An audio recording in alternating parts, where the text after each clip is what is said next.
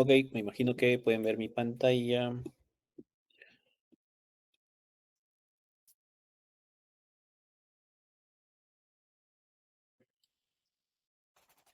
Muy bien. En esta sesión nos estamos poniendo al día de una clase anterior y nos tocaba hablar acerca de la bioseguridad y ética en el diagnóstico. Cuando hablamos de bioseguridad, estamos hablando de todas las medidas que se ejecutan para proteger al personal de salud, a la comunidad y también al ambiente.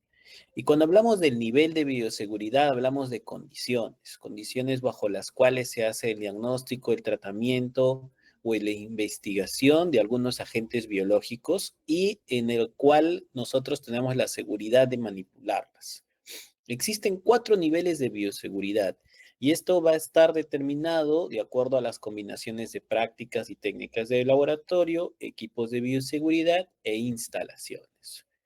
Entonces, ¿qué participa en la clasificación de la bioseguridad? Por lo general son estos 4 factores. En primer lugar, la patogenicidad del microorganismo.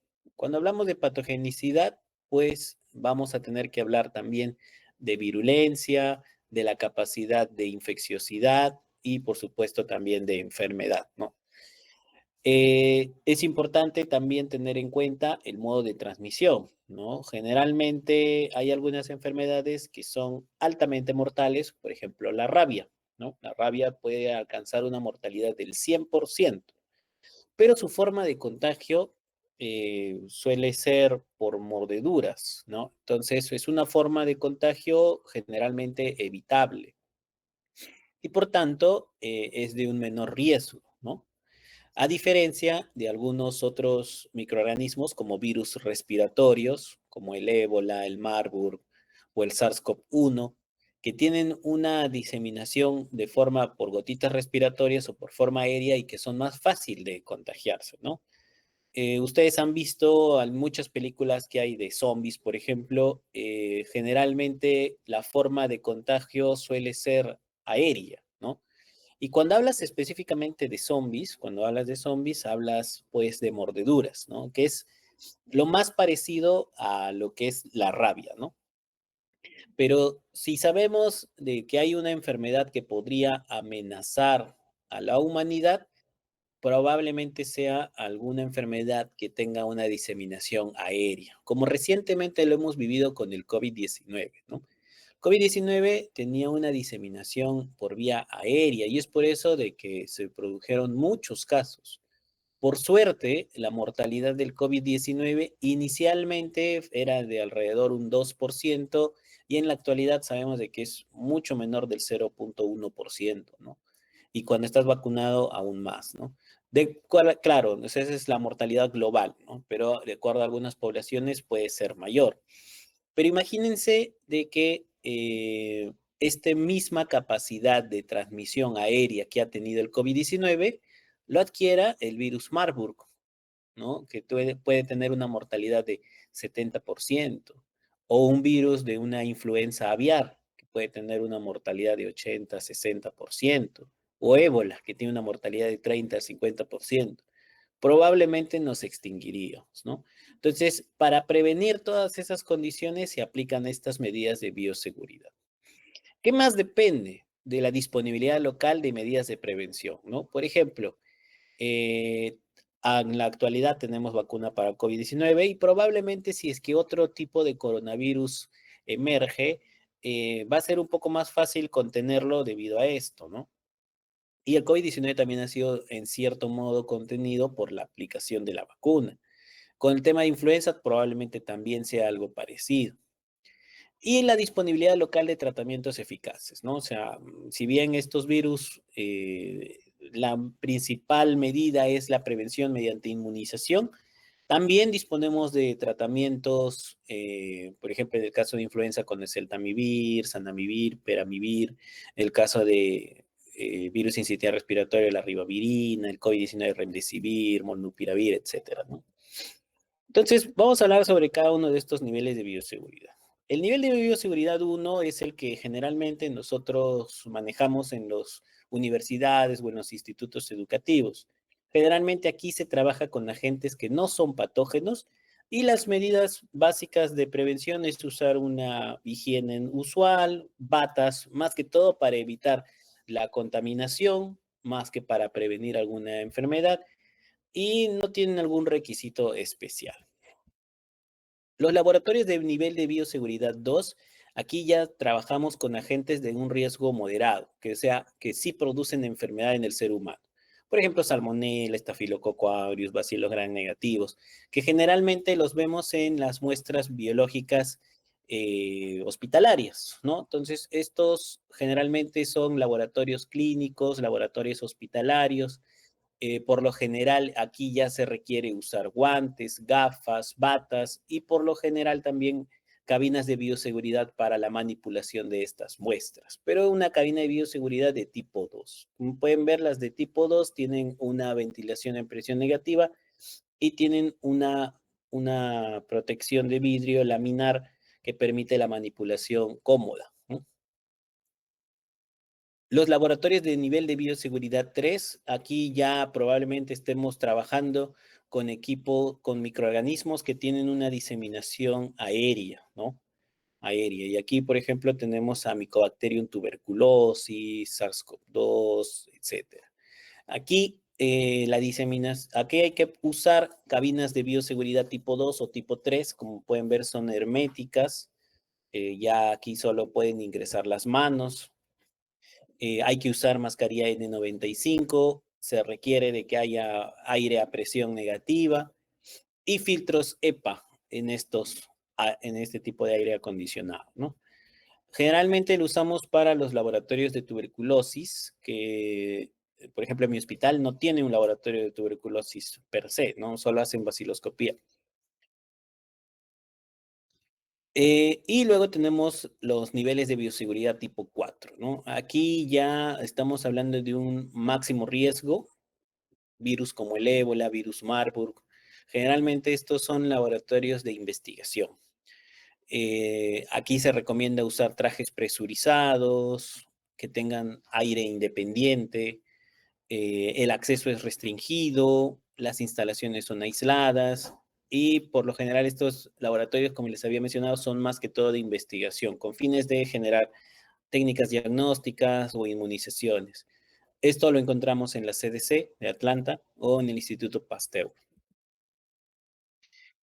Entonces, siempre cuando nosotros nos enfrentamos a un microorganismo, hay que tener en cuenta cuáles son los mecanismos de transmisión de estos agentes. Generalmente, estos microorganismos pueden contagiarse por vía aérea, por gotitas respiratorias o por contacto. Este contacto puede ser directo con el paciente fuente o indirecto cuando yo contamino una superficie. Por ejemplo, estornudo, toco mi mesa, me voy y luego alguien viene y tocó esa mesa o ese mouse o ese teclado y luego te contaminas. Entonces, cuando hablamos de la vía aérea, generalmente hacemos referencia a aerosoles. Los aerosoles, a diferencia de las gotas respiratorias, son pequeños, miden menos de 5 micras y por tanto tienen un alcance superior. Las gotas respiratorias son aquellas que miden más de 5 micras y las medidas de contacto pueden ser por las mismas manos o por los fomites. Entonces, cuando una persona estornuda, generalmente, si nosotros hacemos una fotografía, vamos a observar esto, ¿no? A pesar de que no suele observarse gran cantidad de saliva que se expulsa cuando uno estornuda, esto es lo que vemos a grandes rasgos.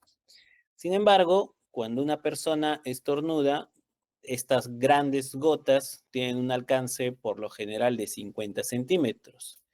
Pero si lo hacemos un poquito más lento, vamos a observar de que esto tiene un alcance incluso mayor. Miren esto, a 1 metro podemos ver de que las gotas siguen llegando, siguen generando y siguen alcanzando todas estas gotas, ¿no? Cuando una persona estornuda. Pero además de eso, ya esto usualmente no lo solemos ver. Cuando una persona estornuda se genera una nube de gas turbulento. Y esta nube puede tener un alcance de hasta 7 a 8 metros. Entonces, así yo estornude en un sitio, yo puedo contagiar a una distancia de hasta 7 a 8 metros ese mismo microorganismo que me está afectando a mí. Y es por eso de que generalmente cuando alguien se resfría en casa, eh, la mayoría de personas que conviven con ese paciente enfermo también logran enfermarse, ¿no? Entonces, la tos, los estornudos, si bien son formas que generan gotas respiratorias, en la actualidad sabemos de que también generan aerosoles, ¿no? Esta nube de gas que tiene un largo alcance también pueden contaminarte, ¿no? Entonces, las gotas respiratorias, una medida para prevenir esta transmisión es estar en entornos exteriores bien aireados, ¿no? O sea, cuando ustedes van a un consultorio, van a darse cuenta de que la mayoría de consultorios, por ejemplo, de neumología, de infectología, son con muchas ventanas y siempre con la puerta abierta. Y es precisamente para evitar de que las gotas respiratorias queden suspendidas en el aire, ¿no? Y que sean fácilmente llevadas por el viento.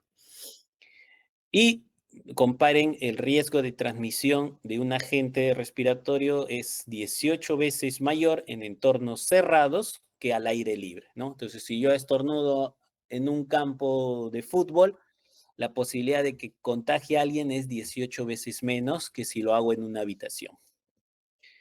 Y anteriormente se pensaba de que estas gotas respiratorias solo podían llegar a 1 metro de distancia. Sin embargo, en la actualidad sabemos de que pueden llegar hasta 2 metros de distancia, ¿no? Entonces, siempre que tengas a un paciente con medidas de prevención de gotitas respiratorias, como puede ser una neumonía por neumococo, bordetella pertussis, influenza, etcétera. Aquí nosotros recomendamos de que el aislamiento sea hasta 2 metros de distancia. Perdón, chicos, un momentito. Tengo que atender una llamada.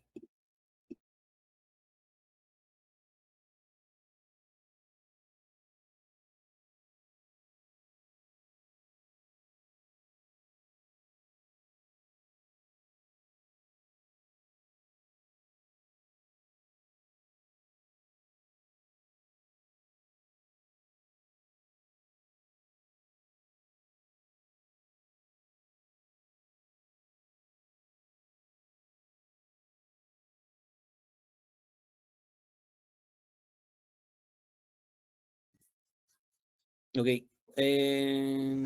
Tengo que tomar lista, ¿verdad? Voy a exportar la lista de los asistentes mejor, ¿ya?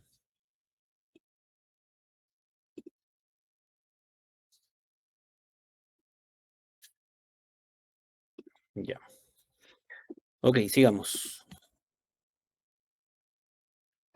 ¿No? Y también estas medidas de transmisión pueden disminuir, uno, con el distanciamiento físico. Si yo me distancio 1 metro, disminuye este riesgo un 80%. Si yo uso mascarilla, disminuye el riesgo de contagio en un 82%. Y si yo uso protección ocular, puedo disminuir hasta un 65%. Y es que hay que tener en cuenta también de que muchos microorganismos pueden tener una sobrevida en los ambientes de mucho tiempo, ¿no? Por ejemplo, vemos Staphylococcus aureus que puede sobrevivir en superficies días a semanas, Escherichia coli puede sobrevivir 16 meses en ambiente, Clostridium difficile 5 meses, Cándida puede vivir entre 4 horas a 5 meses. Entonces, la mayoría de bacterias, Acinetobacter, Pseudomonas, pueden vivir en las superficies por mucho tiempo y por lo general no suelen requerir altas dosis infectivas, ¿no? Vemos Staphylococcus aureus con solo 4 unidades formadores de colonia puede producir una infección cruzada a otras personas. Entonces, cuando hablamos de las medidas de prevención, hablamos en primer lugar de las precauciones estándar. Estas precauciones estándar están sujetas a usar lavado de manos, si es que vas a tener contacto con alguna fuente de fluidos del paciente, hay que usar guantes, hay que usar bata, si es que prevés salpicaduras, hay que usar lentes, igual con las máscaras respiratorias, ¿no? Entonces, por lo general, en un paciente que tenga precauciones estándar, tú no necesitas usar guantes, ¿no? O sea, por ejemplo, es un paciente con una celulitis o una infección urinaria. o una infección, ¿qué puedo decir? Eh, de piel y partes blandas, ¿no? Este paciente no requiere de que yo use guantes, ¿no? Salvo haya una herida que tenga un exudado o haya generación de algún fluido, ¿no? Entonces, y lo mismo con la bata, ¿no? La bata, la mascarilla quirúrgica y protección visual solo van a estar indicados si es que tú prevés de que vas a tener salpicaduras de sangre o fluidos. La transmisión por contacto puede ser directamente de sangre o fluidos corporales, como es el caso de la hepatitis B, hepatitis C, VIH, ébola. Puede ser también directa a través de los ácaros, en el caso de la escabiosis, o en el caso de los virus herpes, herpes simple o virus varicela, de que tienen las lesiones activas. Si tú tienes alguna lesión, puedes tener un contacto directo y un contagio. Pero la mayoría de transmisión por contacto es indirecta. Es decir, personas de que yo toqué a un paciente, este paciente está colonizado por pseudomonas y luego voy y no me lavo las manos y toco a otro paciente y lo contamino, ¿no? Entonces, eso generalmente es la forma de diseminación de las bacterias que se transmiten por contacto, que son la mayoría, ¿no? Estafilococo aureus, E. coli, todos los bacillus gram negativos básicamente y los coco gram positivos. Cuando hablamos de precauciones de contacto, generalmente está indicado para bacterias multidrogo-resistentes, por ejemplo, resistentes a los carbapenémicos, Pseudomonas aeruginosa difícil de tratar, Acinetobacter baumannii, virus respiratorios o virus digestivos. Bien, entonces aquí se recomienda que el paciente tenga una habitación individual, que se use higiene de manos, que se usen bata, guantes y el equipo sea exclusivo. Cuando se prevé una precauciones por gotitas es cuando hay infecciones por virus respiratorios, que incluye también a la rubiola, la parotiditis, pertusis, meningococo. Entonces, si tienes un paciente con influenza que tiene virus incisional respiratorio, metaneumovirus, COVID-19, hay que usar este tipo de prevención, ¿no? Entonces, aquí también habitación individual o cortización de pacientes, higiene de manos, bata, mascarilla quirúrgica. La precaución por vía aérea, aquí sí es necesario usar un respirador N95, ¿no? Puedes usar sus equivalentes, el KN95 o el P95 o un P100. Aquí lo indicamos en microorganismos que tienen una transmisión aérea, que son pocos. Tuberculosis, sarampión, varicela, COVID-19 y cualquier, por ejemplo, yo tengo un paciente que tiene influenza y lo nebulizo, ya puede contagiarse por vía aérea, ¿no? No solo por gotitas respiratorias. Entonces, si tienes, por ejemplo, un paciente que es un niño con vesículas, por lo general, aquí el diagnóstico puede ser un virus varicela zoster o un virus herpes simple. Y aquí la transmisión es de forma aérea, si es que es varicela zoster, y si es que es un herpes simple, si es solo por contacto. Si tienes a un paciente con tos y flema por más de 15 días, es decir, un paciente que es sintomático respiratorio, vas a sospechar de Mycobacterium tuberculosis. Y aquí hay que usar medidas de prevención aérea. Y así con los ejemplos, ¿no? Siempre tener en cuenta que la mascarilla quirúrgica protege frente a las gotitas respiratorias, pero no frente a la transmisión aérea, ¿no? Entonces, si tú tienes a un paciente que tiene algún microorganismo de transmisión aérea, como tuberculosis, como COVID-19, como varicela, como sarampión, la mascarilla quirúrgica no te va a ayudar, ¿no? Básicamente la mascarilla quirúrgica es para disminuir la eliminación de gotitas respiratorias y prevenir contra las salpicaduras, ¿no? Siempre la parte azul con los pliegues hacia abajo es la parte externa, ¿no? Y no al revés, porque la parte interna es absorbente y esta es para represión, o sea, antifluidos. El respirador N95 tiene la particularidad de que puede filtrar al menos el 95 de partículas en el aire. Hay respiradores N99, hay respiradores N100. Esto es igual a los filtros de protección tipo 2, los FFP2, que vienen con un filtro adicional. Y también muy parecidos a los que son los respiradores P, ¿no? Que ya tienen resistencia incluso al aceite, ¿no? Generalmente el tiempo de vida de un respirador N95 es de 8 horas, pero en la actualidad con todo lo del COVID-19 hemos visto de que bien cuidado pueden durar semanas, 2 semanas incluso, ¿no?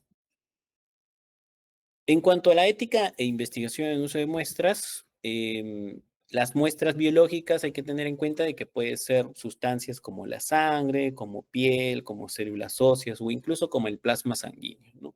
Entonces, estas muestras biológicas albergan mucha información, ¿no? Información que incluye genética, que incluye presencia de algunas enfermedades, presencia de microorganismos, y en la actualidad se sabe de que el ADN es la nueva huella digital, ¿no? Entonces, si nosotros tuviéramos un banco de ADN de todos los sujetos, podríamos resolver muchos crímenes, ¿no? Por ejemplo, cuando se encuentran casos de homicidio o casos de abuso, con la sola toma del ADN en la escena del crimen, tú podrías resolver estos conflictos. Y algunos países ya están adaptando esta conducta.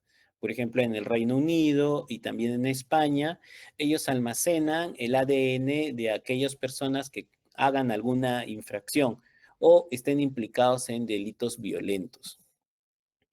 Entonces, estas muestras de sangre que incluye el ADN nos van a dar datos genéticos humanos que son muy singulares, que nos pueden indicar predisposición a algunas enfermedades, que pueden determinar un componente genético familiar, que generalmente usan el término de detección de ADN para medir parentesco, o puede contener información que en este momento no se sepa, pero que en el futuro va a ser relevante, ¿no?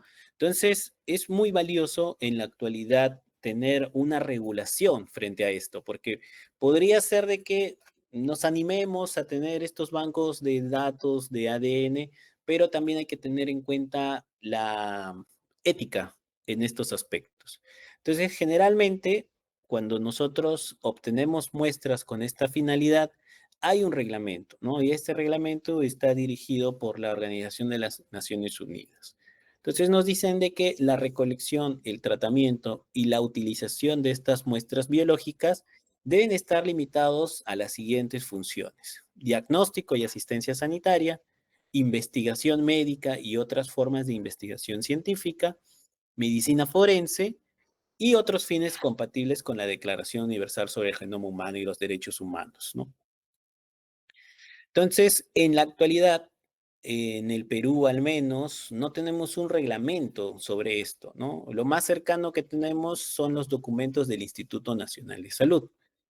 La mayoría de bancos de muestras biológicas se encuentran en hospitales, ¿no? Básicamente son para usos de controles de calidad, de diagnóstico masivo o con fines de investigación.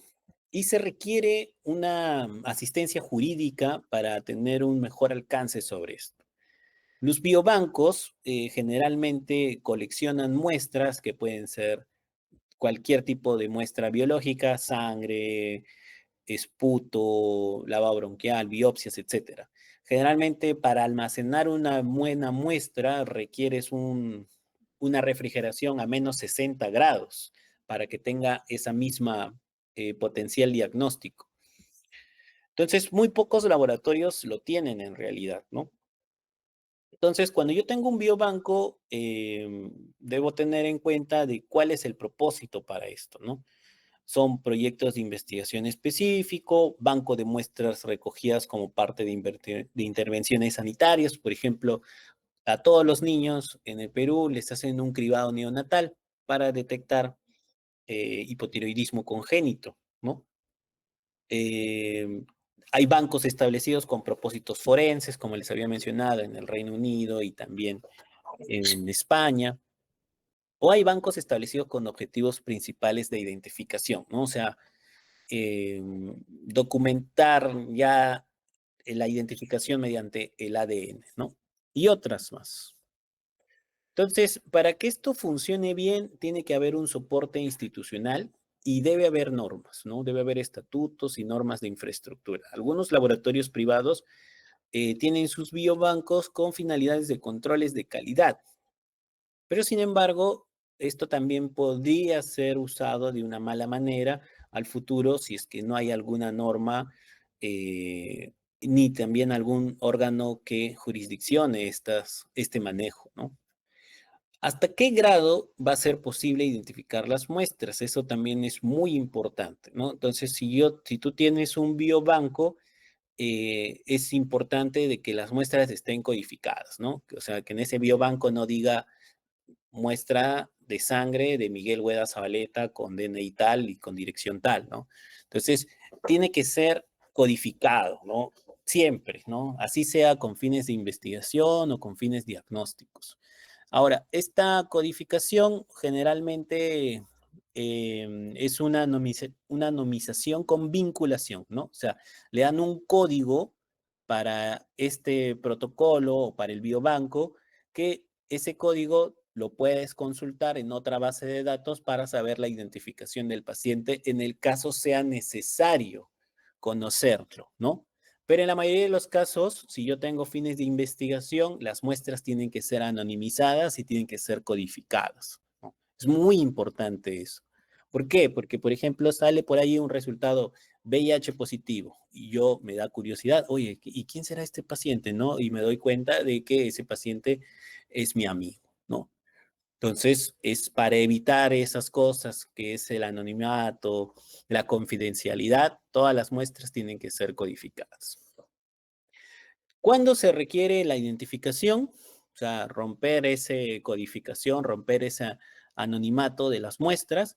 Generalmente cuando haces estudios genéticos de enfermedades heredables, donde es importante notificar a la persona, oye, te hemos encontrado unos genes que sugieren esquizofrenia, ¿no? Que te hacen más propenso a esto. Entonces, este paciente va a necesitar saber, conocer, para hacer las medidas de prevención tempranas, ¿no? O a veces en estudios epidemiológicos, a veces en factores de riesgo, estilos de vida, desarrollos de nuevas terapias, donde ya, por ejemplo, encontramos la cura para tal enfermedad y sabemos de que hay unos pacientes que tienen esta enfermedad. Podemos romper también la anonimización para ofrecerles un tratamiento y ayudarlos, ¿no? O la anonimización que requiere evaluar riesgo-beneficio, siempre. Ahora, siempre que sea posible, nosotros debemos obtener un consentimiento informado. Hace algunos años yo hice un estudio. En este estudio, por ejemplo, yo necesitaba muestras de hisopados nasofaringios para aplicar una técnica de diagnóstico que se llamaba el pooling, ¿no? El pooling es agrupar las muestras, ¿no? Entonces, tomaban, por ejemplo, hisopado a 10 personas, yo mezclaba los hisopados de esas 10 personas en un solo muestra y lo procesaba como una única, ¿no? Entonces, si salía negativo, quiere decir de que esas 10 personas eran negativos y me ahorraba 10 equipos de PCR, bueno, 9, porque solo procesaba uno. Entonces, era una técnica para economizar, para disminuir recursos y para facilitar el diagnóstico masivo. Más aún en ese entonces donde estábamos escasos de muestras, ¿no? Sin embargo, para realizar ese estudio, yo tenía que pedir el consentimiento informado de cada paciente que nos daba su hisopado, ¿no? Y eso es difícil, ¿no? La mayoría de personas tienen dudas, eh, tienen percepciones equivocadas a veces del personal de salud y muchas personas no daban su consentimiento informado, ¿no? Entonces, esto es lo difícil de trabajar con muestras biológicas, ¿no? Sin embargo, hay que tener en cuenta de que en algunos casos el consentimiento informado puede ser omitido. Si es que es así, siempre tiene que haber la aprobación por un comité de ética y este comité de ética tiene que ser independiente. Ya vamos a ver eso. Entonces, ¿es posible hacer investigación de muestras almacenadas? Otro ejemplo, yo hice un estudio para determinar si una nueva prueba diagnóstica era comparable al GeneXpert. Ustedes han escuchado del Expert MTV Risk Ultra, ¿no? Que es para el diagnóstico de la tuberculosis.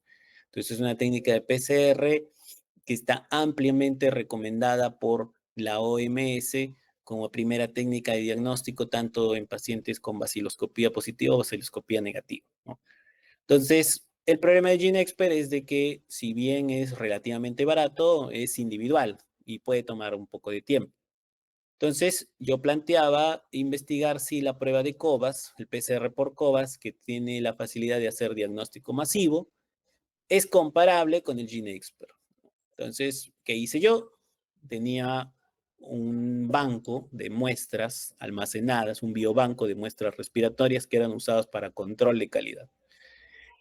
Y solicité una aprobación por un comité de ética independiente para que nos permita trabajar con esas muestras, abrirlas y procesarlas, ¿no? Son pacientes que tienen tuberculosis, que tienen un GeneXpert positivo y lo que yo hacía era compararlo con el Cobas, ¿no? Y el Logix Smart, dos técnicas, ¿no? Ese es, y nosotros encontramos resultados muy, muy interesantes, ¿no? No tuve que pedir consentimiento informado a todas las personas porque eran muestras almacenadas, ¿no? Y solicité la aprobación por un comité de ética, me asesoré y también todas las muestras eran anonimizadas y se mantuvo la confidencialidad correspondiente, ¿no? Entonces, ¿es posible investigar con muestras obtenidas de pruebas de rutina o asistencial?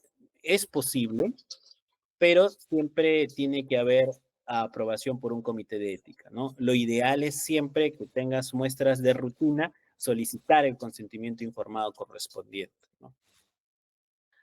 Cuando realices estudios de muestras obtenidas de procesos asistenciales, aquí siempre vas a necesitar el consentimiento informado. Por ejemplo, es un paciente que va a tomarse una prueba básica, su hemograma, su bioquímica, porque su médico se lo prescribió. Pero tú además quieres ver si es que hay pacientes que tengan, qué sé yo, cero positividad por riqueza o por helicobacter, ¿no? Entonces, tú quieres usar ese suero de ese paciente que fue sometido para un hemograma, para una bioquímica básica, y procesarlo para tus fines de investigación, eso no es posible, ¿no? Aquí sí tienes que pedirle un consentimiento informado a la persona de que la sangre que está dando para un procedimiento médico, tú quieres usarla también para un procedimiento diagnóstico aparte, con fines de investigación, ¿no? Entonces, eso es muy importante que siempre tengan en cuenta cuando realizan investigaciones a futuro. Algunas excepciones, muestras anonimizadas, enfermedades raras y cuando hay un esfuerzo desproporcionado por buscar consentimiento informado. Por ejemplo, yo quiero hacer esta investigación, pero todas las personas me rechazaron, ¿no? O sea, pedí el consentimiento informado y todos me rechazaron. Y esta investigación es necesaria.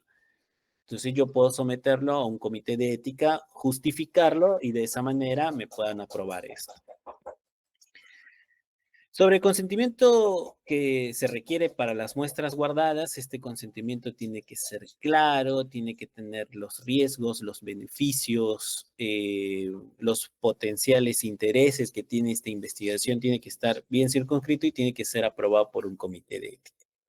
Ahora, ¿es posible hacer estas mismas investigaciones en poblaciones vulnerables? Generalmente sí puede ser posible, pero siempre y cuando los resultados de la investigación podrían generar un beneficio en estas poblaciones, ¿no?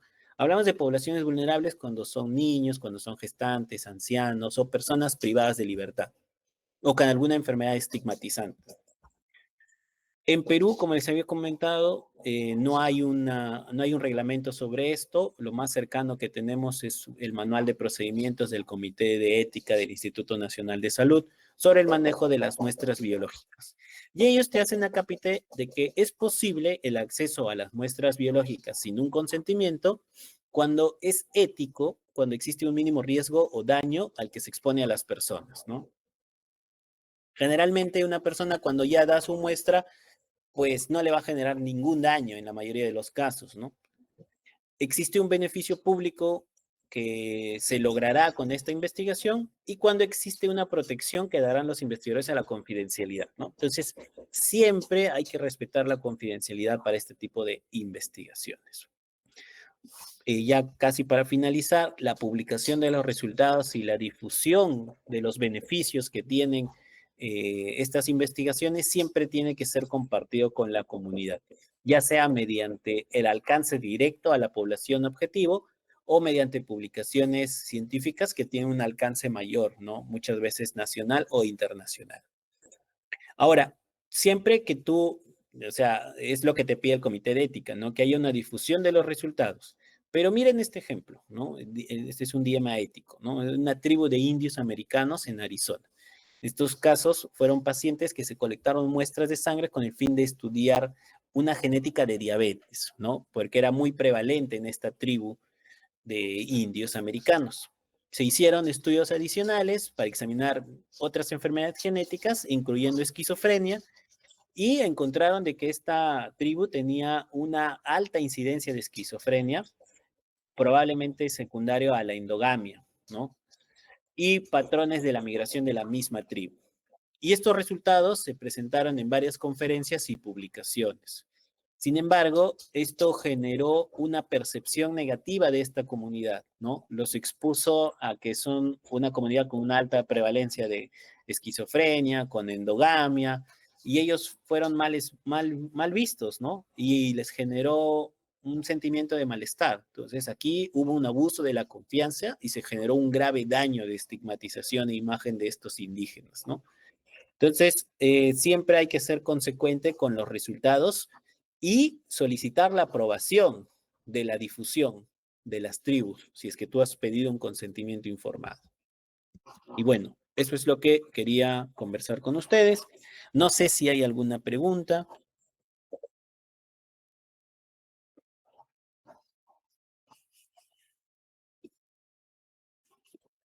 Muy bien, creo que no hay preguntas, así que vamos a dar por finalizada esta clase. Muchas gracias, doctores, que tengan buenas tardes. Que tenga linda tarde, doctor. Hasta luego. Hasta luego. Hasta luego, doctor.